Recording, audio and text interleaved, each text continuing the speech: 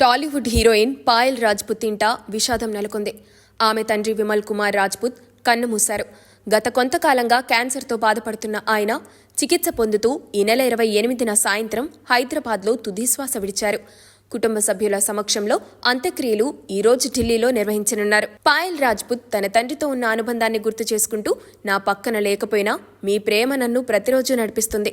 మీ చిరునవ్వు, మీ గొంతు, మీ ఉనికి నాకు చాలా గుర్తుంది. మీరు ఈ ప్రపంచం నుండి వెళ్ళిపోవచ్చు, కానీ నా హృదయం నుండి ఎప్పటికీ వెళ్ళిపోరు. లవ్ యూ నాన్నా అంటూ పోస్టు చేసింది.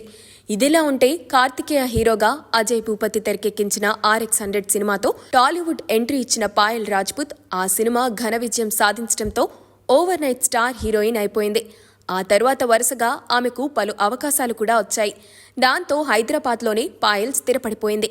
ఈ క్రమంలో తెలుగులో RX-100, వెంకీమామ, మంగళవారం, RDX లవ్, రక్షణ, డిస్కో రాజా, జిన్నా వంటి చిత్రాలతో పాటు 3 రోజెస్ అనే వెబ్ సిరీస్తో టాలీవుడ్లో మంచి గుర్తింపును దక్కించుకుంది.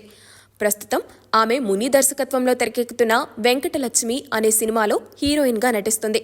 పాయల్ ప్రస్తుతం ఈ విషాదం నుంచి త్వరగా కోలుకోవాలని ఆమె అభిమానులు సోషల్ మీడియాలో పోస్టులు పెడుతున్నారు.